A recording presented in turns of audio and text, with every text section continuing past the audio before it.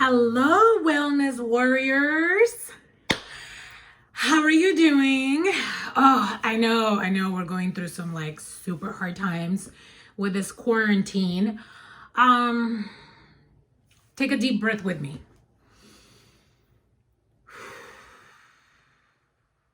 Let's take another one. Okay. So, today I want to talk about depression and burnout during quarantine. I'm going to be super real. I keep hearing it from friends. I keep hearing it from clients during our sessions. And honestly, I'm feeling it myself. Like yesterday, by the time my husband got home, I was done. Like I was not feeling it. I told him I'm just done with this quarantine. I'm done with being with the kids all day inside the house. The most we do is literally go for a walk. And sometimes I go get a nice coffee or to the drive-through. That's it. Literally that's what I do. And I was telling him, he's a nurse, and I said, I kind of envy you. I said, because you're out there and you can like still get out. And even though I know that this is such a hard time for you, you're out and you're doing something else. And because this is rough. So I was noticing that I'm burned out. Like I truly am. And I'm burned out from being with the kids. And there's some guilt in me saying that because I love being with my kiddos, right? And so like accepting the fact that I love being with them, but I'm also burned out. So I can have both sentiments at once. And it's okay for us to feel that way. But I know that some of us struggle because we say, well, but I'm okay. I don't have the virus. I'm healthy. But not because we're okay means that we're not allowed to feel bad. Not because we're okay, it means we have to feel happy. And there is such a thing as toxic positivity, which is kind of like blinding and telling ourselves, oh, everything is fine and everything is great and I'm going to be okay. And you make it sound like basically it doesn't bother you, but it does. So you don't allow yourself to sit with your feelings and acknowledge your emotions that are hard to deal with, but you're numbing them and avoiding them because you are trying to have that toxic positivity that is really it's a trend right now, like a super trend. I see people all the time who are like, no negativity here, only positive vibes. And it's all about like, just be grateful and thankful and hashtag blessed. And they use blessed as just, I don't even think they understand the meaning of the word blessed. And so it's very toxic. And it's misleading and it's not true. It's a fake positivity. And so I urge you to not fall into that trend because it's what it is. It's a trend. And it's that like super toxic hashtag positive psychology that I feel like, yes, we need to be positive, of course. Like I'm not telling you, oh, be out there and act like a depressed person, right? Because even I have said myself, like even when you are depressed, of course you have to push yourself. But there is a balance of self-accepting and pushing, meeting yourself where you're at and pushing for change. But then when we're on that toxic positivity, that blinds everything that we're feeling. And so you're not letting yourself acknowledge that. And right now, I think it's a moment of allowing ourselves to like having that mirror in front of us. So like going to therapy and being able to have that therapist be your mirror. And just really allowing yourself to feel. And many people are feeling burned out right now, especially from being home all day long. And you don't have to have children to feel burned out. And if you do have children, like allow yourself to say, I am burned out. And yeah, I do feel guilty for feeling that way. I look at my baby and I'm like, man, I went through infertility for 1.5 years. I have him right there and I have my son. This is my dream come true. And it is. Like I posted that on Instagram the other day. This is my dream come true. And it is. And at the same time, I am burned out. I'm with them 24/7. I'm really lucky that I get to work a little bit and have some sessions, and I'm like, I want to do more, and I can't because I'm like, you're not working from home. You are surviving a pandemic with children in your house and trying to get work in. And so it's not just like, oh, I work from home. No, that's not the case. So I need you to acknowledge that, like, even if you don't have children, you are not just working from home. You're working from surviving a pandemic and trying to battle your like mental health and, just do everything that you're supposed to do for your well-being. So a lot of people are fighting depression and burned out, and they're finding themselves that, they get up in the morning and it's hard to get yourself going, and the alarm sounds and you're like, oh, and maybe it's hard to like even take a shower, get yourself motivated out of your pajamas. A lot of people, it's like, oh, like I have my night pajamas and then I just have my day pajamas. And I literally, I've done that a couple of days. I'm not kidding. But I push myself not to make that a habit. So I've done it a couple of days. I have been home for a month already, more than a month, whenever they gave the orders, whenever that was.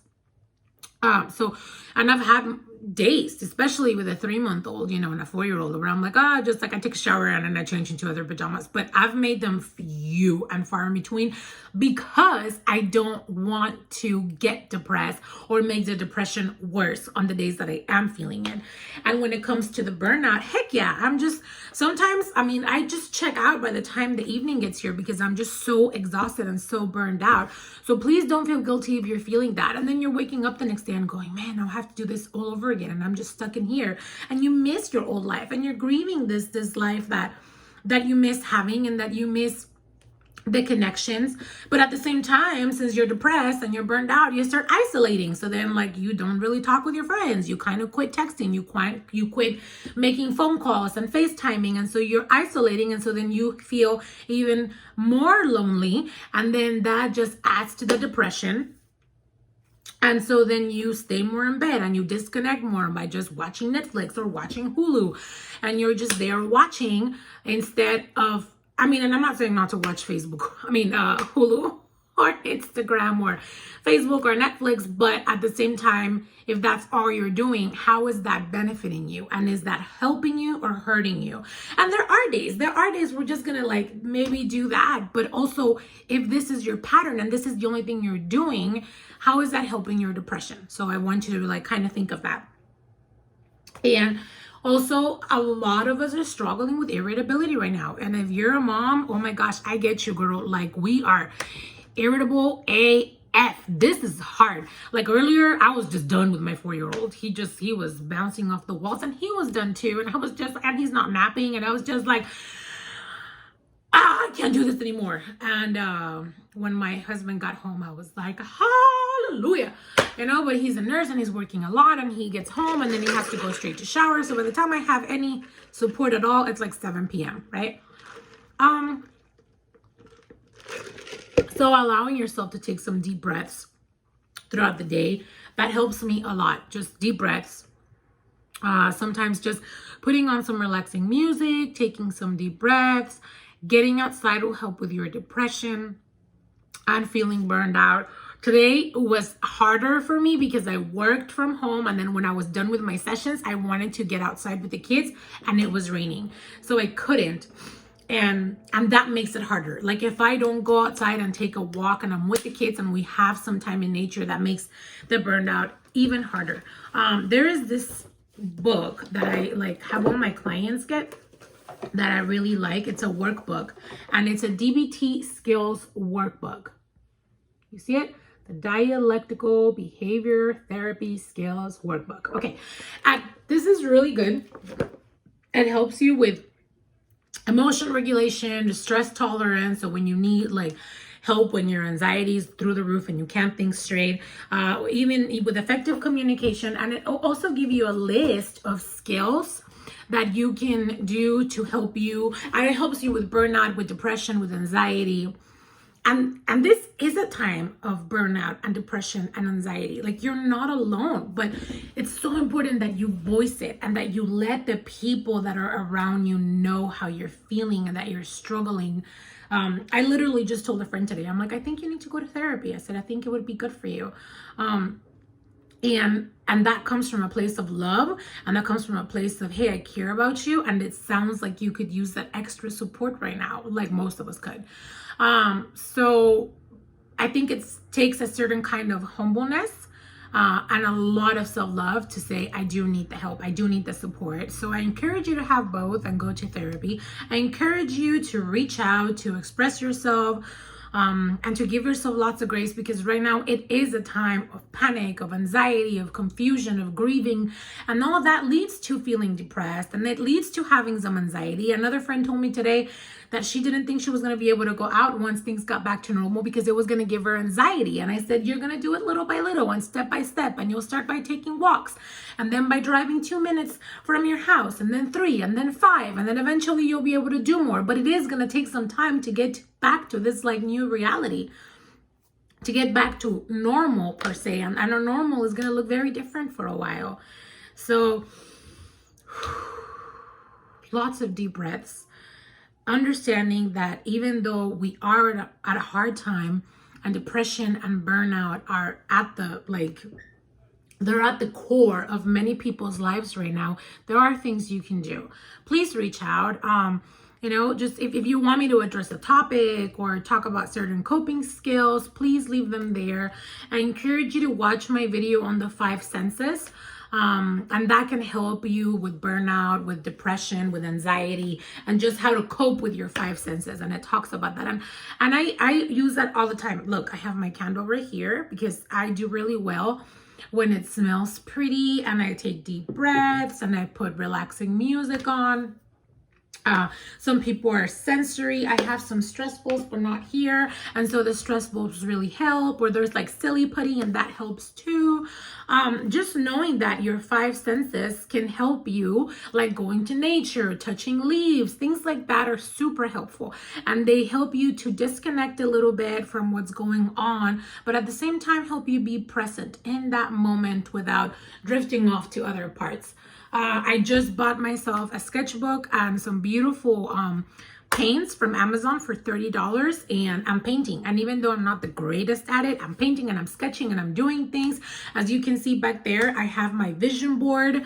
My vision board for 2020, pandemic was not included, but it's there. And so I'm doing things so that I can keep myself from not being extremely burned out. And if I am burned out on some days more than others, just taking a deep breath and asking myself, what do I need? Checking in with my body. What do I need right now? What does my body need?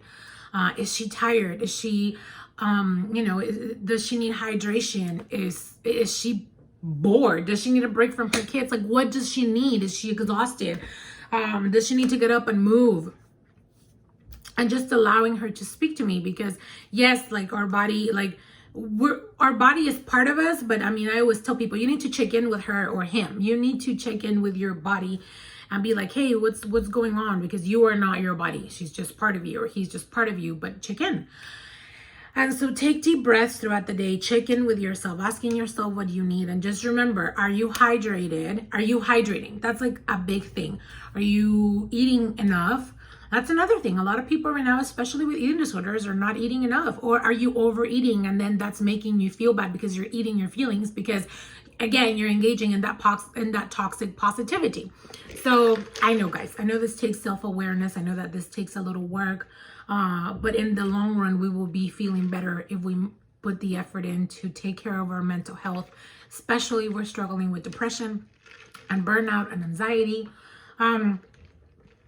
If you have any questions, please don't hesitate to reach out. I'm loving making the videos again. Leave me comments on anything you want me to discuss. And thank you for watching and supporting. We're up to 135 subscribers. Yay! Tell your friends to subscribe. And just please stay safe out there and take care of your mental health. I know this is hard, but you are needed and you are worthy, and we need you, and we will come out of this. Thank you for watching. Bye, guys.